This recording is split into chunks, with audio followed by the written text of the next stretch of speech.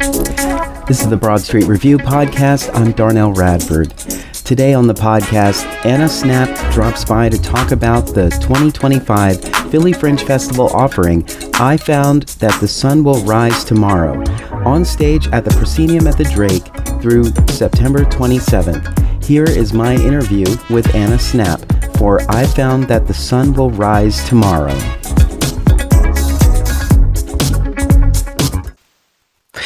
And welcome back to the Broad Street Review podcast. I'm Darnelle Radford, your host, and we are so deep into the Philadelphia Fringe Festival.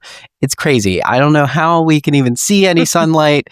There's a little overcast today, but it's been a ride. Really, over 300 productions in the 2025 Philly Fringe Festival, and one of the newest hubs is the biggest hub in the festival, and that's the Cannonball Hub. And it's just been crazy how much they've been able to curate through their multiple venues. And I saw that everything I was grabbing to add to my list was part of Cannonball. and so that was really great.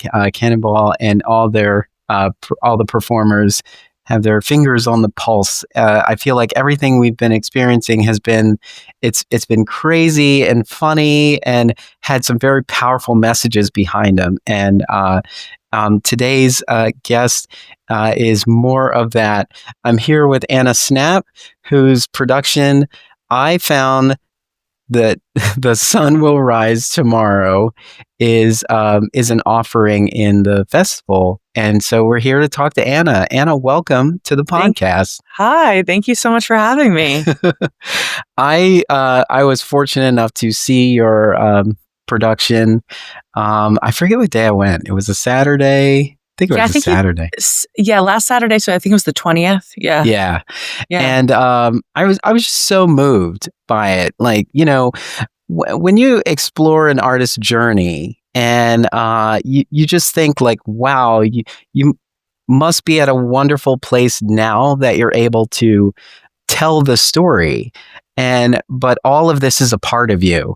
You know, people always think it's, you know, trauma and past, you know, situations are things that you overcome, and ultimately you learn to live with the fact that these things have happened, and you find a way to move forward, whether it's helping people or you present some art so that you can make it make sense to more people. And that's what I felt about this piece. And so I was excited to reach out to you and say, let's have a chat about this. And I'm glad you're here. Me too. I'm so glad, and thank you for coming to the show. It's been probably the biggest part of my life for the last 10 years. So wow. It's absolutely. And I had no idea that you had been producing this for a while, and so just great to get to where it is. Yeah, I started writing it in 2015, and then or late 2014, early 2015, and then in 2016, I opened it at a black box in sort of the DC area. And then I did Capital Fringe in DC. I did Edinburgh Fringe in Scotland. And then I actually got picked up by the medical community. So like I'll present the show to different medical students, doctors, nurses, other medical professionals, mental health professionals. And then typically after those shows, sort of do a little bit of a talk back or panel discussion, maybe even a workshop about one patient's perspective and kind of like what is it actually like to be a human experiencing a new diagnosis or being in the healthcare system, as opposed to, you know, a medical professional who often learns the science behind it and not necessarily always kind of the human side of it. And then I performed it off Broadway at the United Solo Theater Festival, and then finally made it to Cannonball and Philly Fringe. So it's been kind of a crazy journey, and there's been many iterations of the show, and I'm very proud of this most recent one. I mean, I'm proud of every version. Each version couldn't have existed without the version before it. But I think this is the strongest it's been, and it's been really wonderful. Yeah. So tell us a little bit more about yourself. When did you get started making art? Was this your first piece, or you had many pieces before this? This was my first show I wrote, but I've been acting pretty much my whole life, and I've always been really into writing since I was young, but never in kind of an official manner, I'd say. So I wrote this show, and then I actually have another solo show. So, like I mentioned, I sort of got picked up by the medical community and do a lot of those sort of medical humanities contracts. Before the pandemic, one of my sort of colleagues in that space said for the medical school she worked for, she said, we're doing, the second year med students are doing a curriculum on eating disorders, and I have a past with an eating disorder. And she said, could you make a piece about this? She wasn't specific about what she needed, but I thought to myself, I've done verbatim theater and I've always loved verbatim theater. So over lockdown, I interviewed hundreds of people who'd battled an eating disorder virtually, over Zoom, since that's when the Zoom boom sort of happened in the early 2020. And then transcribed those interviews. And then I'm not sure how much do you know about verbatim theater? Are you familiar with the format? Go ahead and break it down for some of our listeners. Yeah, so basically, it's a very cool thing. It's also known as docudrama or documentary theater, but basically you record interviews typically about a very specific topic, and then you transcribe the interview, you sort of boil it down into a monologue. So you take bits and pieces that you think capture the essence or voice of that real person, and then as the performer, you recreate their voice on stage. So that means everything from if they have an accent, the intonation of their voice, the volume, the speed, if they say if they trip over their words, if they cough, anything they do vocally, you're mimicking basically. And so it kind of seems like a documentary on stage. So I made this piece called It's Not About the Damn Food, about the kind of misconceptions and miseducation around eating disorders. And I took, out of the, I think, over 400 people I interviewed, I took 9 people's stories and told those stories as well as my own.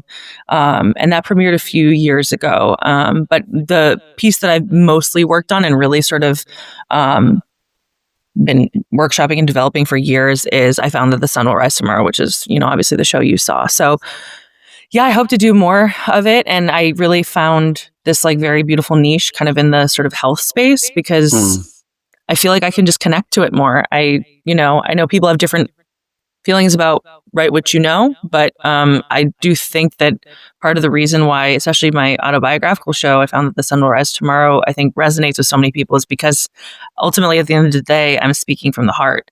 And,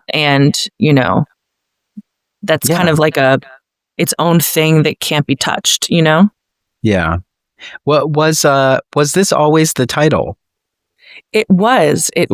However, like if you saw the version of it in 2016, it was a very different show. Even the one in 2019 was a different show. And I think it's also the last line of the show, or actually I'm not sure if I should even get that away, but something about the ending of the show has even changed, where some of the mood, without giving away too much, it used to be this more kind of like black and white statement about how things can get better, or things will get better. And I tried to sort of lean in a little bit more into some of the nuance of like you said in the beginning of the podcast, these are things I'm going to live with for the rest of my life. I'm not activated or triggered by these things on a daily basis, and I feel good. But healing is not something where it's like, I'm healed and I'm good, let's go, So I tried to sort of encompass a little bit, especially in the ending and just throughout the show, just really embodying, this is something that I live with, but it got better, and I can do this again. And if I can go through that, I can go through this. And I don't know where my life's going to take me next, but now I have the tools to know that if something bad were to happen again, or multiple bad things, I know I got myself. And that's not an energy I had even when I first started performing the show. I was not like, I got this. And now it's almost like I feel like because I've gone through all of this, that I can say to myself, Anna, you've managed harder. So yeah. If you can, take us to that first performance. What was going on in your mind? I know you had rehearsed it before you presented it, but what were you thinking at the time? Are you talking about back in 2016? Yeah. Yeah. I think I was still in a fake it till you make it stage of the show. I think that I had PTSD, I would say, well into 2015, and I was in residential treatment, and a lot of the show was actual journal entries that I then transitioned into a play. And so I think that it was so real and raw and recent to my struggles that for me, it was like this desperate call that I made to like heal more. I'd been in therapy since I was 10 at that. I mean, I had been in therapy at that point for 15 years, and I was. It's not like I wasn't working with mental health professionals, but there was something about my love of theater and my desire to heal that sort of made me go, I need to write about this. I need to perform this. I need to tell this. I need to say to the world that I'm going to be okay. And so I think that was kind of the energy of those first years of the show was just like, I'm going to tell the world that I'm okay, even if I don't believe it. And the difference now is that I'm okay and I believe that. And I think that's also why I say I think the piece is stronger and more powerful now, is because there's even friends who had seen earlier versions and came to see this one in Philly. They were like, you just seem so much more grounded in what you were saying. You seem so much more confident with what you were saying and actually believing it, as opposed to just being like, I believe the sun will rise tomorrow. Or am I saying that to trick my brain, which is not a bad tool. We've all done it. We've faked it till we've made it in different areas of our life, whether it's confidence or something at work or in a relationship, whatever. But it's the first time in my life that I'm like, oh, I'm not saying that so that people think that I'm okay. I'm saying that because I believe that I am, and I am. Yeah. And it takes a while to change your language too. I feel like when you're younger, we definitely look at what sucks, what's not great, what's wrong, and we kind of lead with negativity. And sometimes it's because our friends respond, where if you're just like, oh, this is gross. Yeah, you're right. You're so right. And it's like, okay, so let's completely talk about what's wrong. Like you're resonating with this. But then you get older and you have to change your mindset on these things because you've been conditioning yourself to find negativity in everything. That it's hard to see the silver lining, even though we've been saying that forever. Every cloud has a silver lining. Oh yeah, well, where is it? Yeah, where is it? I don't see it. Yeah. It's also just like when you're in such a bad mental state and you're in such a dark place, then it's like doubly harder to see the silver lining. Like it's already hard to see as a young person, because I started getting sick when I was 18. Most of the next several years were really bad. And I was still really young. Like my 20s were just very different, especially from my peers. I wasn't experiencing my 20s the way most people do. So yeah, I mean, it's just, it was kind of like, when you're in a dark place mentally and someone says it's going to get better, you kind of want to smack them. Like it's that kind of energy. There was no single person on this earth who I would have believed that I would be doing what I'm doing today. No, like you couldn't, I had no idea. I didn't think I was going to survive. I didn't think I was going to make it to my 30s. I didn't think I was going to make it past the next day at the time. I could only see what was right in front of me. And so, yeah, it is like such a mindset shift and that has to come from you too. And that's why, like I said, like each version of this show was so important, because I couldn't have 2025 version without 2016 version. And I had gone to a writing conference with this playwright and screenwriter in Colorado in 2018. And basically it was a group of writers. Everyone had to come in with their screenplay, their play. It was like 8 of us or something. And then there was the person running the workshop. And this was the first time that I was getting external feedback besides from outside of the directors that I had already worked with. And I was really nervous. And I remember the head playwright and screenwriter was like, hey, so we're all going to read about a 10-minute section from each piece. So can you please choose who you're going to have read? And I said, oh, I don't want someone else to read it. Like it's my show. Why would I have someone whose story it's not their story. Why would I have them read it? And she was like, no, I think it's really important that you don't read it and that you listen to it.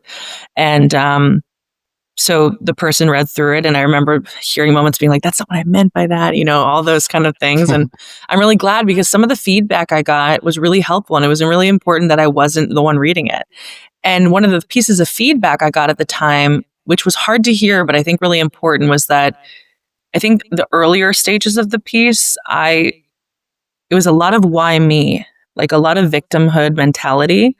It was a lot of like, these people left me because I'm crazy, or I did this and they don't get me and they don't get this. And it was a lot of finger pointing, and it was coming from a place of pain and hurt. So, I don't blame myself for having those original thoughts, but they basically said like, Anna, how did you contribute to things falling apart around you? And again, that wasn't said with any sort of blame because I was very sick. I wasn't in my right mind, but that doesn't mean that I'm not affecting people. You can, it's intention versus impact, even when you're I was really out of my mind.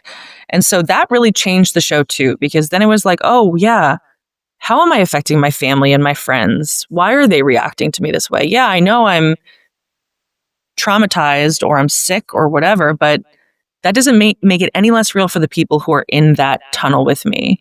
And I do say that in the show. I'm like, I didn't realize at the time that I had such intense tunnel vision that I could only see my own despair, and I couldn't see that people were right there in that tunnel with me. And that's something missing from not only being young, but being young and sick and so involved in what you're going through. And so, yeah, it's just another example of being like, okay, how can I make this piece more mature in that taking a step out and going, oh yeah, Anna, you weren't the only one going through this. It seemed like you were, but you weren't. My family was going through it. My friends were going through it. People I didn't know that well, I was still affecting them. So. Yeah. Earlier you said, when someone responds, it's going to get better. It gets better. It's like they're trying to help by just sort of giving you something that they think might be helpful, but instead of asking you what you need, they're trying to prescribe something for you in advance.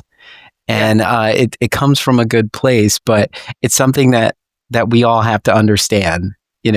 I might feel like I have a different, that I have an experience that's similar or relating to whatever it is we're talking about. And so my suggestion is coming from that space, but you might just be telling me something because you've got to get it out of you.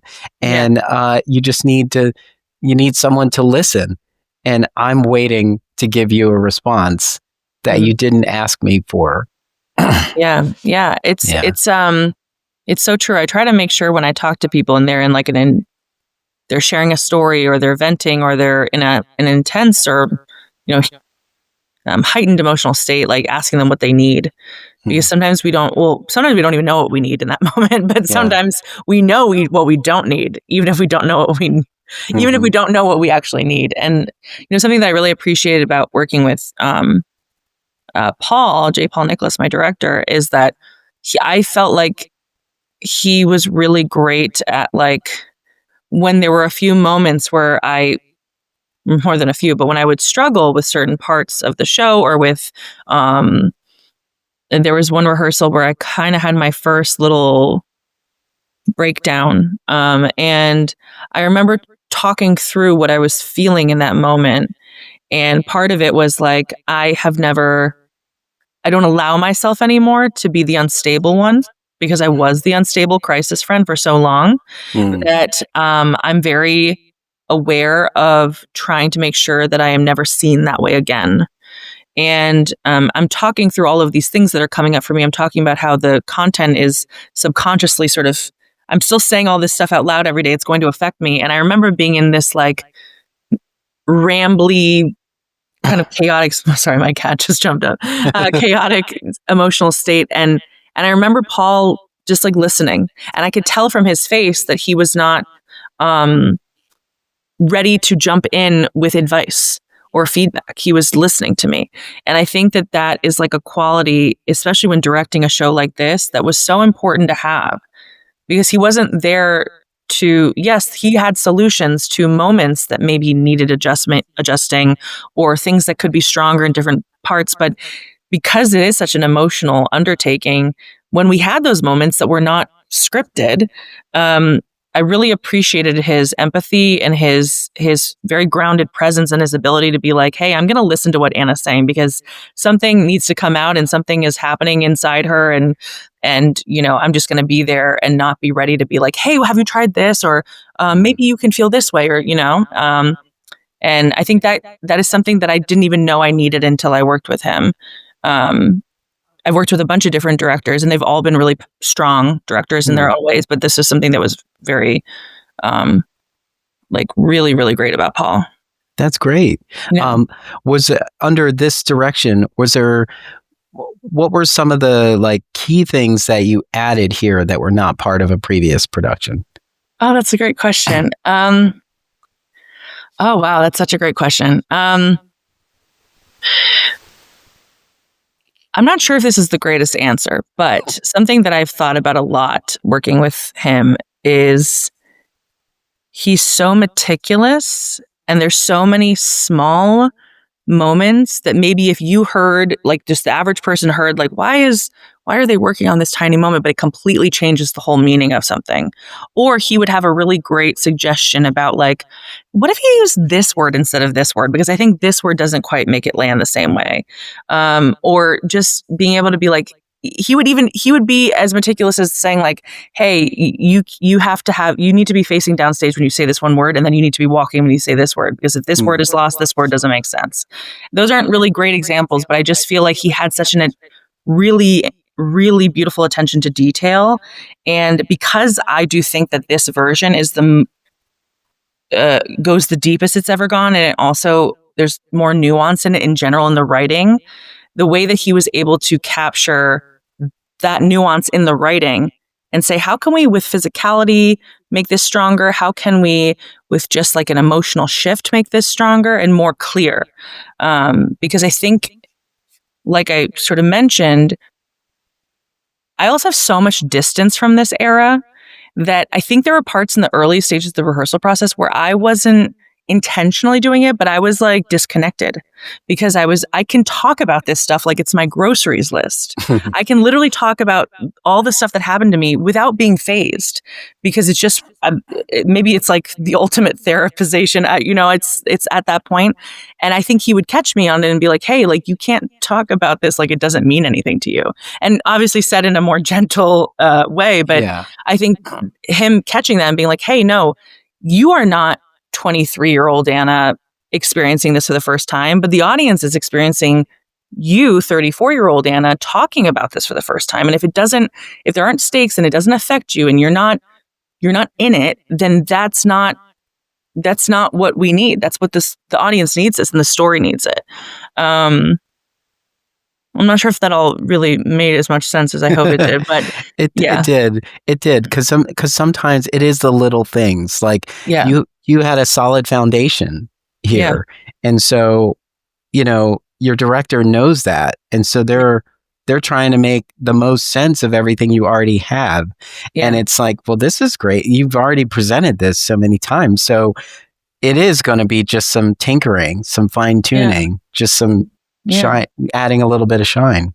I also think that he helped me bring out the humor more, which I think was really important. Obviously, for the show, there's a lot of dark, and to have moments to take a breath and be like, oh, okay, I can catch my breath before the next dark moment, which, we all need.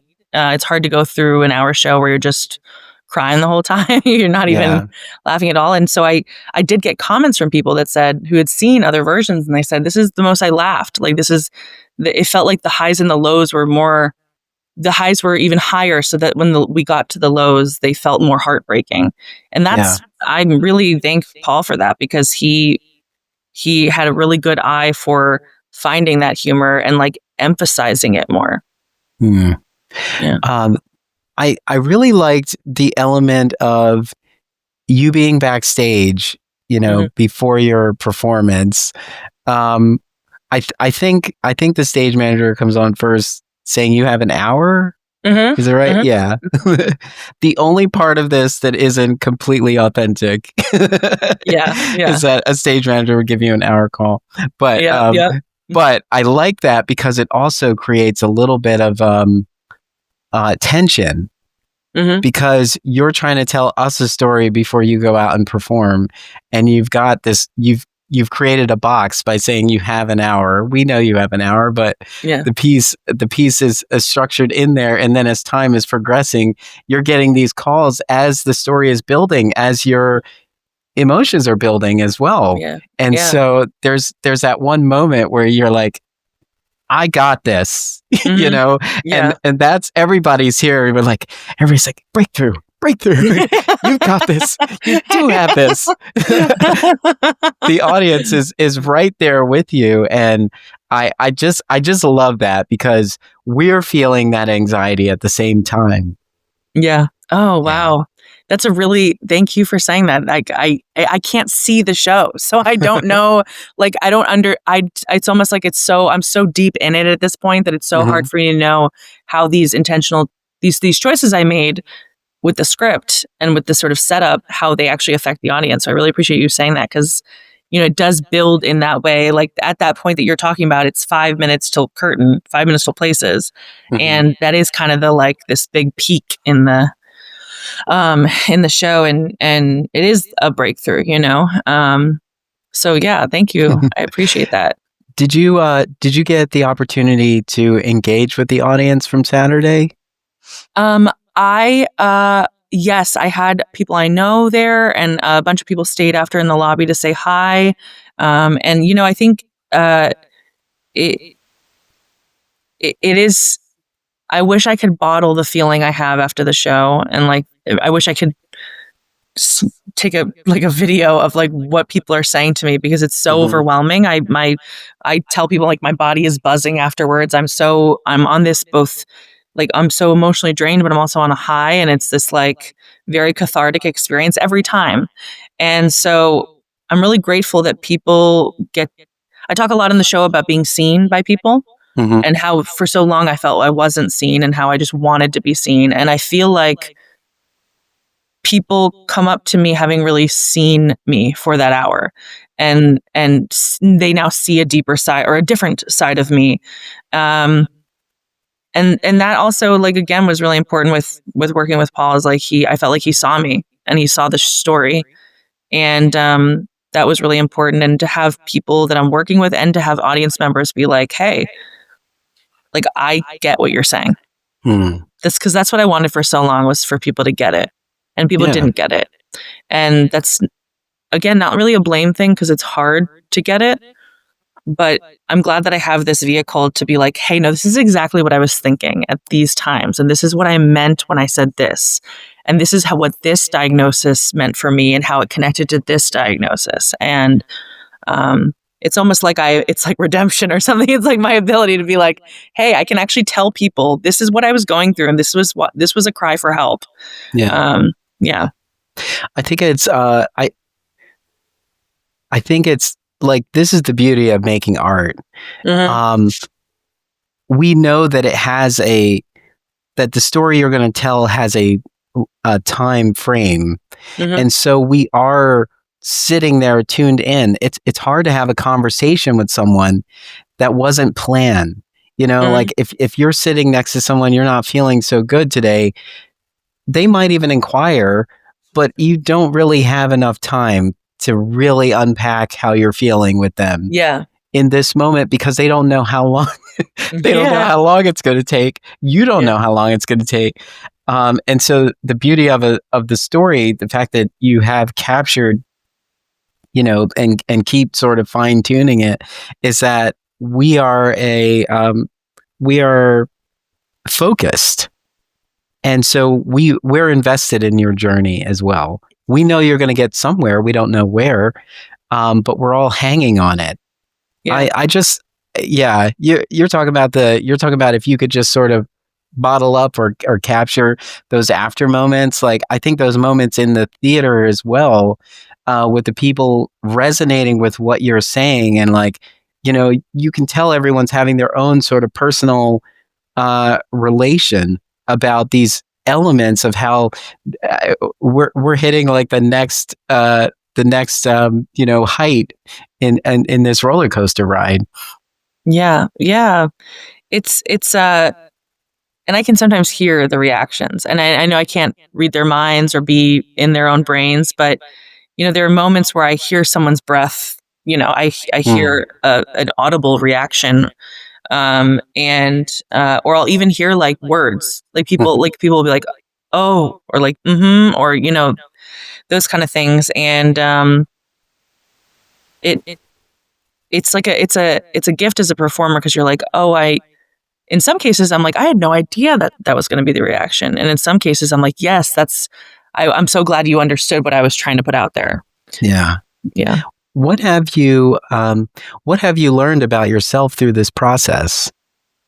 Oh, wow. What haven't I learned? Do you mean throughout this entire, like the whole journey of the show, or this with this specific? We could say this since this Fringe version. Yeah. What have you learned? Because I'm assuming that you are learning through all of these. Yeah. But now we're here at the piece as it stands. What did you learn about this experience? Yeah. What have you learned about this experience about yourself? I'm sure my answers will continue to evolve and change as I reflect, because I almost feel like I've been on this go where I'm like, don't have a moment to I haven't let it hit me yet. And sometimes, it hits you in different times. But I think there are a lot of things. One is, I think that doing this show and doing it this time around, because so much of the story was in Philly, it just meant different. It was different for me. And it kind of gave me this, I was sort of reclaiming the city that felt for so long like it broke me, and like I got lost in, and I was really in pain, and I was suffering in. And I moved back to Philly from New York last year, and I remember being scared, being like, I don't know, there's people who knew me during this bad era of my life that are here, especially, in the theater community. And there are people that I associate this city with. And there's a version of myself I associate Philly with. And they're so deeply intertwined. And I think I learned so much. I learned that I'm so much more powerful and separate from that era than I ever thought I was. I think that I am not that version of myself anymore. And it was another reminder that people can change. And yeah, at our core, we are ourselves. But it's like, it was also a reminder that like every single person I've met who's affected me in the show, who's helped me work on the show, whether it's a director or a stage manager or any sort of person artistically I'm collaborating with, like I got to meet them in this version of myself.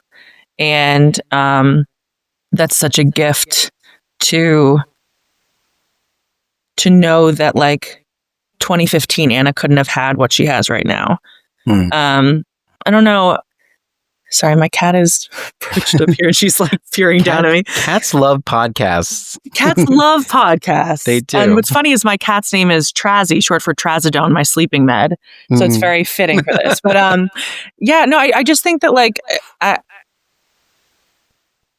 we build up stories in our minds, and Philly's not out to get me, and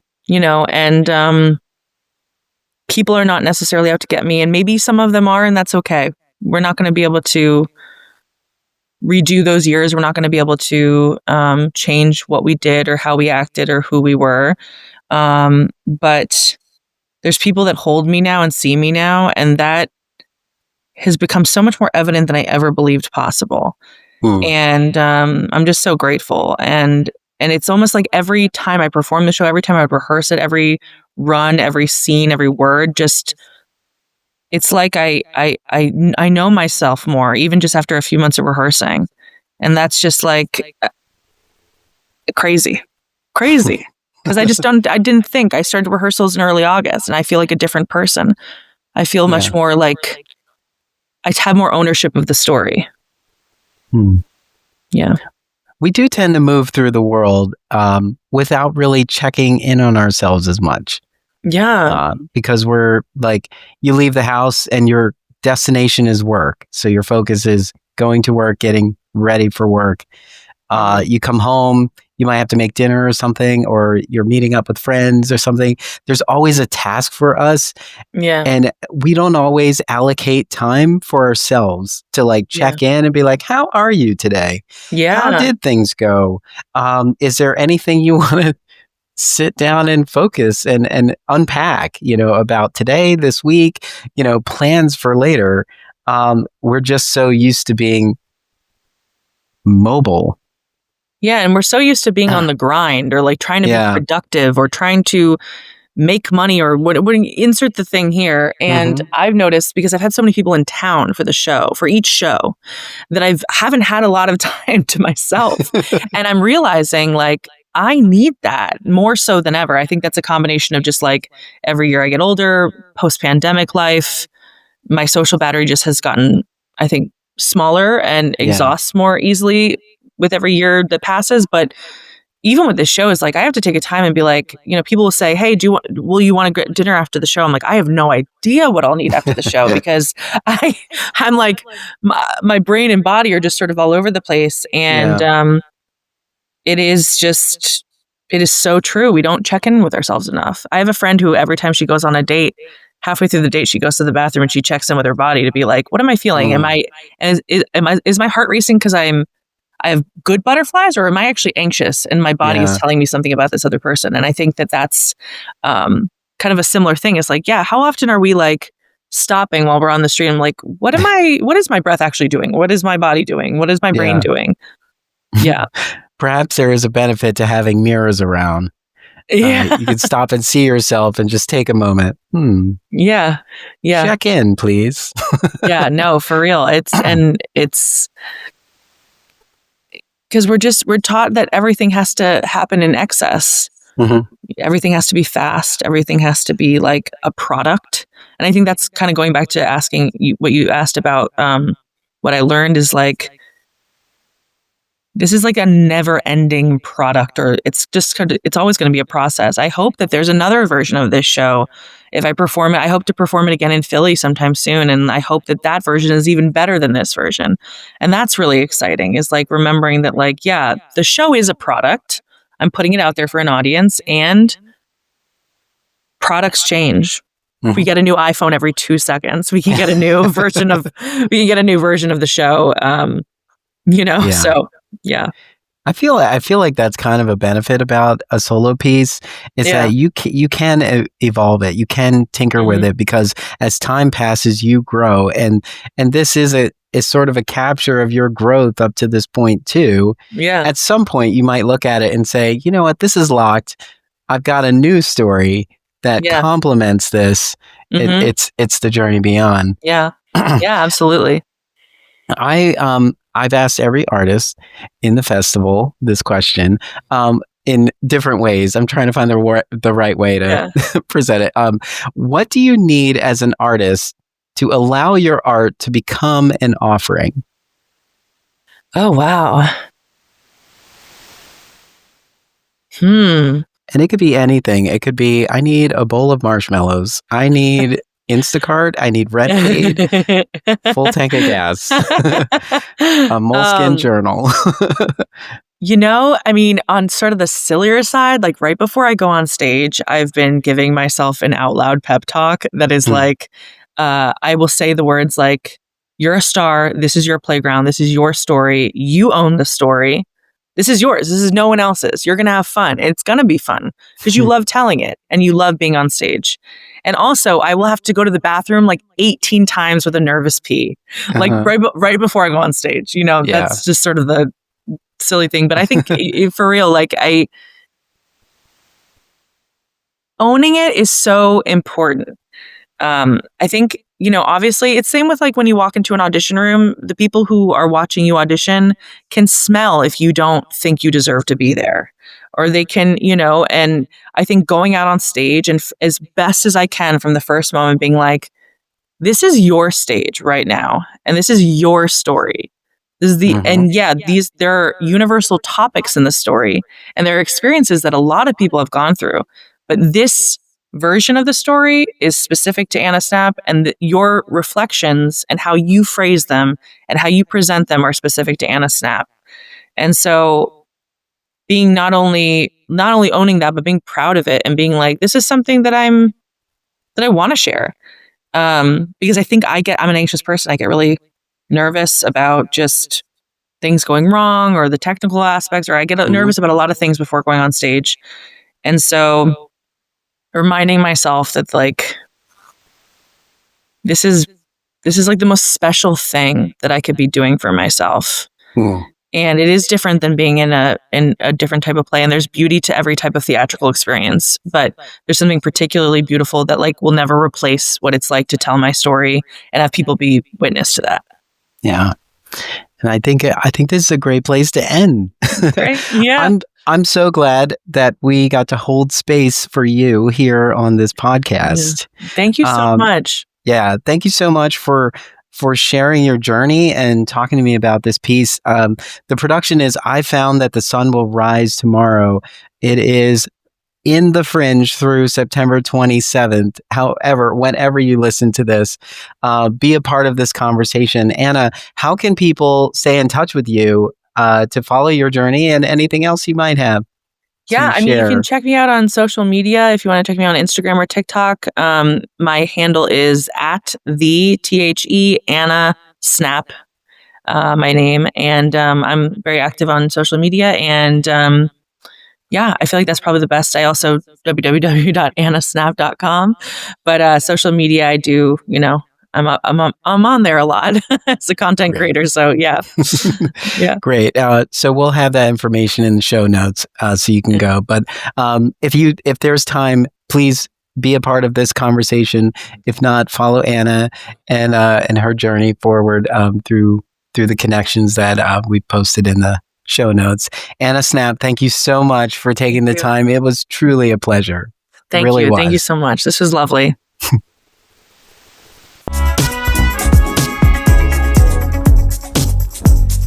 The Broad Street Review podcast is an Emory production.